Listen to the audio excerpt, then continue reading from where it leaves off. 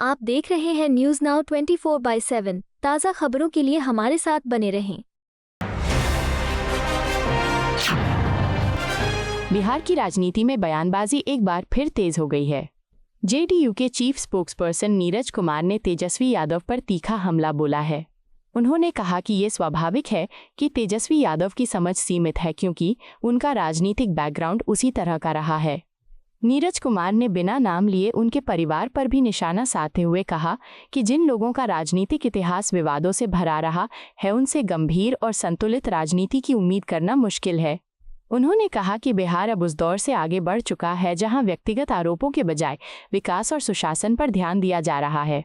उन्होंने ये भी कहा कि आज राज्य में पॉलिटिकल डिस्कोर्स को बेहतर बनाने की ज़रूरत है, लेकिन कुछ नेता अभी भी पुराने तरीके की राजनीति में उलझे हुए हैं। बीजेपी प्रवक्ता प्रतुल शाहदेव ने डिलिमिटेशन को लेकर चल रही बहस पर प्रतिक्रिया दी है। उन्होंने कहा कि डिलिमिटेशन कोई नई प्रक्रिया नहीं है, बल्कि ये एक सामान्य और नियमित प्रक्रिया है जो समय समय पर होती रहती है। उन्होंने समझाया कि जैसे जैसे देश की पॉपुलेशन बढ़ती है वैसे वैसे प्रतिनिधित्व भी बढ़ाया जाना जरूरी होता है। उन्होंने कहा कि जब देश की आबादी बहुत कम थी तब भी लोकसभा में 543 सीटें थीं और राज्यसभा में करीब 200 सीटें थीं। ऐसे में अब बढ़ती आबादी के हिसाब से सीटों की संख्या में बदलाव होना स्वाभाविक है। प्रतुल शाहदेव ने कहा कि डेमोक्रेसी में हर नागरिक को उचित प्रतिनिधित्व मिलना चाहिए और डिलिमिटेशन उसी दिशा में एक अहम कदम है।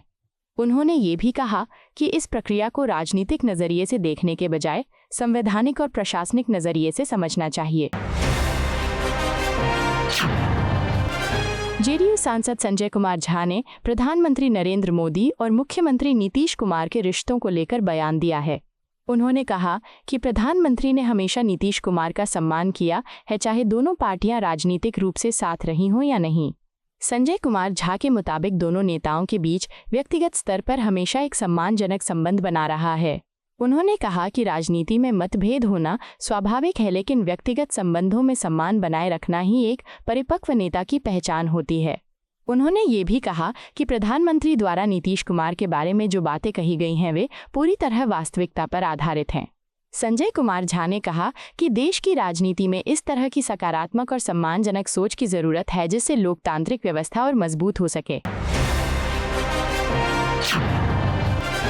बिहार की राजनीति में जेडीयू के नेशनल स्पोक्सपर्सन राजीव रंजन प्रसाद ने मुख्यमंत्री नीतीश कुमार के नेतृत्व की सराहना करते हुए बड़ा बयान दिया है। उन्होंने कहा कि नीतीश कुमार ने बिहार को एक फेल स्टेट की छवि से निकालकर विकास के रास्ते पर आगे बढ़ाया है। राजीव रंजन प्रसाद ने कहा कि एक समय था जब बिहार को कानून व्यवस्था और पिछड़ेपन के लिए जाना जाता था, लेकिन पिछले वर्षों में राज्य ने इंफ्रास्ट्रक्चर, एजुकेशन और हेल्थ सेक्टर में महत्वपूर्ण प्रगति की है। उन्होंने ये भी कहा कि ये बदलाव किसी एक दिन में नहीं आया, बल्कि इसके पीछे लगातार काम और स्पष्ट विजन रहा है। उन्होंने नीतीश कुमार के गवर्नेंस मॉडल को संतुलित और जनहितकारी बताते हुए कहा कि उनके फैसलों का सीधा फायदा आम लोगों को मिला है। पश्चिम बंगाल के पूर्व बर्धमान में आयोजित जनसभा में प्रधानमंत्री नरेंद्र मोदी का भव्य स्वागत किया गया। इस दौरान राज्य भाजपा अध्यक्ष समिक भट्टाचार्य और पार्टी कार्यकर्ताओं ने उन्हें सम्मानित किया। जनसभा को संबोधित करते हुए प्रधानमंत्री मोदी ने लोगों के उत्साह और भारी भीड़ की सराहना की। उन्होंने कहा कि बंगाल में जहां जहां भी उन्होंने रैली की है, हर बार पिछली रैली का रिकॉर्ड टूटता जा रहा है। प्रधानमंत्री ने अपने अनुभव साझा करते हुए कहा कि उन्होंने अपना अधिकांश जीवन गुजरात में बिताया है, लेकिन वहां भी इतनी बड़ी संख्या में लोगों को देर रात इकट्ठा करना आसान नहीं होता। उन्होंने कहा कि बंगाल की जनता का जोश, ऊर्जा और समर्थन ये दिखाता है कि राज्य में बदलाव की लहर चल रही है। बीजेपी के प्रदेश अध्यक्ष संजय सरावगी ने महिला आरक्षण को लेकर बड़ा बयान दिया है। उन्होंने कहा कि एनडीए सरकार ने महिलाओं के सशक्तिकरण के लिए जो कदम उठाए हैं वे ऐतिहासिक हैं। संजय सरावगी ने कहा कि पहले कई सरकारों ने महिला आरक्षण की बात की, लेकिन उसे लागू करने की राजनीतिक इच्छा शक्ति नहीं दिखाई। उन्होंने कहा कि प्रधानमंत्री नरेंद्र मोदी के नेतृत्व में ये संभव हुआ कि नारी शक्ति एक्ट जैसे महत्वपूर्ण कानून को संसद में पास कराया गया। उन्होंने ये भी कहा कि बिहार में भी जब एनडीए सरकार आई तो अर्बन लोकल बॉडीज और पंचायत राज इंस्टीट्यूशंस में महिलाओं के लिए आरक्षण लागू किया गया, जिससे हजारों महिलाओं को नेतृत्व का अवसर मिला। उनके अनुसार यह सिर्फ प्रतिनिधित्व का मुद्दा नहीं है, बल्कि महिलाओं को निर्णय लेने की प्रक्रिया में शामिल करने का प्रयास है। शिवसेना नेता शायना एनसी ने एनडीए और टीएमसी की राजनीति की तुलना करते हुए बड़ा बयान दिया है। उन्होंने कहा कि एनडीए का केवल एक एजेंडा है, डेवलपमेंट। शायना एनसी ने कहा कि चाहे AIIMS हो, IIT हो या नए एयरपोर्ट्स का निर्माण है, सभी विकास के स्पष्ट उदाहरण हैं। उन्होंने कहा कि देश में इंफ्रास्ट्रक्चर और इकोनॉमिक ग्रोथ को बढ़ावा देने के लिए लगातार काम किया जा रहा है। इसके विपरीत उन्होंने पश्चिम बंगाल की टीएमसी सरकार पर निशाना साधते हुए कहा कि वहां कानून व्यवस्था की स्थिति चिंताजनक है और विकास का अभाव दिखाई देता है। उनके मुताबिक राज्य में जंगल राज जैसा माहौल है जहां लोगों को सुरक्षा और स्थिरता महसूस नहीं होती। राज्यसभा सांसद उज्ज्वल निकम ने महिला आरक्षण और महिला वोटर्स को लेकर बयान दिया है। उन्होंने कहा कि ये मानना गलत है कि महिलाएं किसी एक पार्टी को केवल आरक्षण के आधार पर वोट देंगी। उज्ज्वल निकम ने कहा कि आज की महिलाएं इंडिपेंडेंट हैं और अपनी सोच के आधार पर निर्णय लेती हैं। उन्होंने कहा कि देश में महिलाएं अब हर क्षेत्र में आगे बढ़ रही हैं, चाहे वो सेना हो, प्रशासन हो या राजनीति। उन्होंने अंतर्राष्ट्रीय उदाहरण देते हुए कहा कि अमेरिका जैसे देशों में भी महिलाओं का प्रतिनिधित्व अभी सीमित है। उन्होंने बताया कि वहां सीनेट और हाउस ऑफ रिप्रेजेंटेटिव्स में महिलाओं की संख्या अपेक्षाकृत कम है, जो ये दर्शाता है कि ये एक वैश्विक चुनौती है। उन्होंने कहा कि भारत में महिलाओं को अधिक अवसर देने की दिशा में जो कदम उठाए जा रहे हैं वे सराहनीय हैं। केंद्रीय मंत्री अर्जुन राम मेघवाल ने समाज सुधारक ज्योतिराव फुले की जयंती के अवसर पर उन्हें श्रद्धांजलि अर्पित की।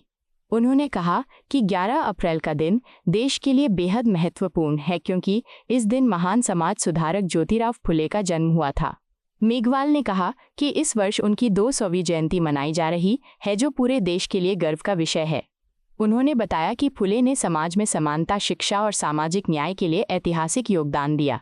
खासकर महिलाओं और वंचित वर्गों के लिए उन्होंने जो कार्य किए वह आज भी समाज के लिए मार्गदर्शक हैं। उन्होंने कहा कि ज्योतिराव फुले ने उस समय सामाजिक कुरीतियों के खिलाफ आवाज़ उठाई जब ऐसा करना आसान नहीं था। उनके विचार आज भी प्रासंगिक हैं और नई पीढ़ी को उनसे प्रेरणा लेनी चाहिए। कर्नाटक के धारवाड़ में युवा कांग्रेस नेता फिरोज पठान की हत्या के बाद राज्य की कानून व्यवस्था पर गंभीर सवाल उठने लगे हैं। रिपोर्ट्स के मुताबिक यह मामला उस वक्त और संवेदनशील हो गया जब आरोप लगा कि इस घटना में एक कांग्रेस कार्यकर्ता ने ही दूसरे कार्यकर्ता की कथित तौर पर हत्या कर दी। इस घटना को लेकर राजनीतिक हलकों में भी प्रतिक्रिया सामने आ रही है। कई नेताओं का कहना है कि ये मामला साफ तौर पर दिखाता है कि राज्य में कानून और व्यवस्था की स्थिति चिंताजनक है। उनका मानना है कि सरकार को इस मुद्दे को हाई प्रायोरिटी पर लेकर तुरंत और सख्त कार्रवाई करनी चाहिए ताकि दोषियों को जल्द से जल्द सजा मिल सके। इसके अलावा कुछ मामलों को लव जिहाद से जोड़कर भी देखा जा रहा है, जिसे लेकर समाज के विभिन्न वर्गों में चिंता जताई जा रही है। इस मुद्दे को लेकर भी बहस तेज हो गई है और इसे सामाजिक सुरक्षा से जुड़ा गंभीर विषय बताया जा रहा है। आपको यह वीडियो पसंद आया हो तो इसे लाइक करें, हमारे चैनल को सब्सक्राइब करें।